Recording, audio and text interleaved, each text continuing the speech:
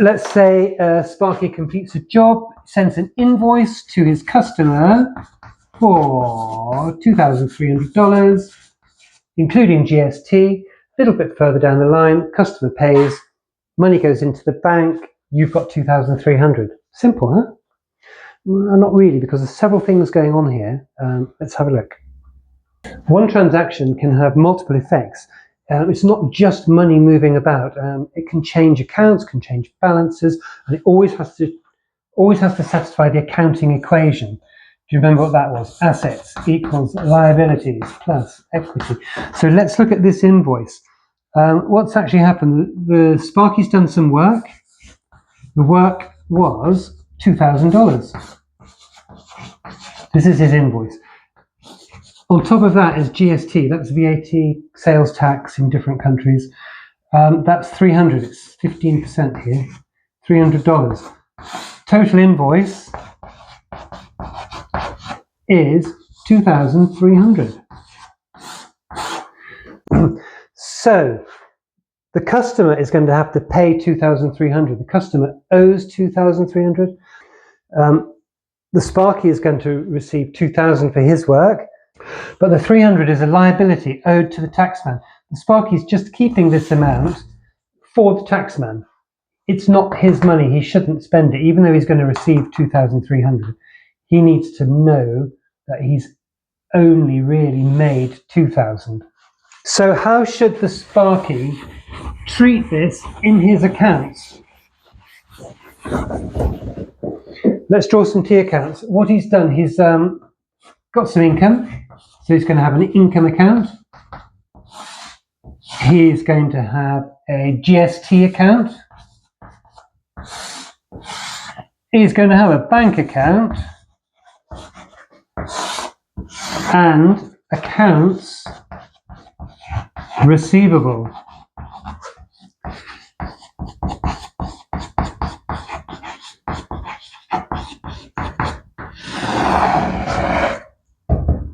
I use this term because lots of countries around the world say accounts receivable now.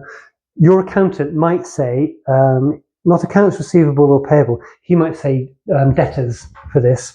So just beware, if he says debtors, that's what this is. Debtors are people that owe you money. Accounts receivable is money that's owed. So what happens? Let's just identify on which side, debit or credit, if they go up, which side do we put it on? A bank is an asset. Do you remember DEAD CLIC? Don't ever forget DEAD CLIC. DEAD's on the debit side, CLIC's on the credit side. The bank is an asset, so the bank is going to go up on this side, debit. GST is a liability, that's the CLIC, L, so that's going to go up on the credit side. Income is also on the credit side, so that goes up on the credit side. Accounts receivable, debtors, they are an asset. Assets go up on the debit side. So that's there. That's just a little note to remember to put it on the correct side. So when you've invoiced, at that point the Sparky has to note that he's made the sale. His income is going to be $2,000 and it's on the credit side. Income $2,000. The other part of the invoice was the GST, which was $300. GST is a liability, also goes up on the credit side. So we'll write $300 on the credit side. So at the moment we have two amounts on the credit side, $2,000 and the $300. We need to balance it by putting $2,300 on the debit side somewhere. If he had paid that straight away, it would have gone into the bank on the debit side here. The bank's an asset account, it goes up on the debit. But he didn't. So it goes into accounts receivable, which is also an asset account. It's a promise to pay in the future. We know the money's coming in. It's $2,300 we expect from him. I don't mean we expect it to be, it is. So we have two entries on the credit side, $2,300, one on the debit side. It all balances. Let's just check that it matches our accounting equation at the moment. So accounting equation, assets equals liabilities plus equity. We've got a liability of 300. We've got an income of 2,000. Income increases equity. Equity 2,000. And we've got an asset of 2,300. So our accounting equation does balance 2300, 2300. Fantastic. Then later on down the line, he decides to pay, thank goodness. He pays the full amount, 2,300. So our bank goes up 2,300. The bank's an asset, the debit side is an increase. So we put 2,300 on the debit side. We need to balance it with a credit entry. We're not going to touch GST because we're not changing that. We still owe the taxman 300. We're not going to change our income. We are going to reduce our accounts receivable by 2,300. So for this side, because it's an asset account, it goes up on the debit. We're going to reduce this now. We reduce it on the credit side. So we put 2,300 on the credit. So that transaction has had a debit balance, a debit entry and a credit entry. And our accounts receivable now, it balances off. There's nothing on that side. Nothing. They balance each other out. There's nothing. The net is naught. So the second transaction, how has that affected our accounting equation?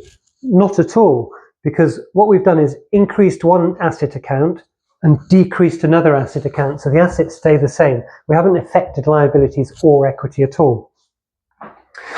Further down the line, it'll come time to pay this liability of 300 to the taxman. We'll pay it from the bank. That means the bank goes down. The bank is an asset, normally goes up on the left, on the debit. If we're going to pay money out, the bank goes down. So to reduce the bank, we put a credit entry of 300, and our corresponding debit entry is going to be over here, 300. And the reason it goes on this side, GST is a liability account. Remember the click, the L in click. Liabilities normally go up on the credit. That went up. So this will reduce it by putting it on the debit side. And that nets off to 0. So the bank has gone down 300. The liability has gone down 300. That's a credit entry. That's a debit entry. This will affect our assets. So let's just tally up the bank. I know we can see very easily what the balance is, but I'm just going to do it in the fashion that we do T accounts normally. What we do is write two totals, total each column. The biggest column, the larger amount, goes in the total. So we'll put 2,300 here, 2,300 here. Hang on a sec, this doesn't balance. So we need to put a figure in here, a balance that we can carry forward or carry down. That would be 2,000. So this side now balances, it totals 2,300. And then that balance carried down, we'll then bring it down here as a balance brought down, 2,000. So our bank account equals 2,000. So all we've got left now, after this transaction has finished its journey through the accounts, there's nothing in GST, that nets off. There's nothing in accounts receivable, that's netted off. All we've got is a bank, which is an asset of 2,000, assets 2,000, and income, which is equity, ends up as equity. There's no liabilities, and we've got 2,000 over here. Because remember, income feeds into profit, which feeds into equity. Still balances, 2,000 equals 2,000. This is the accounting system working as a connected model. A transaction happens, changes happen, debits and credits record those changes, and the accounting equation always stays balanced. And in the next episode, we'll look at what happens when the owner enters the picture. The owner might own the business, but the business is not the owner's wallet. We'll look at capital, drawings, equity next time. See you then.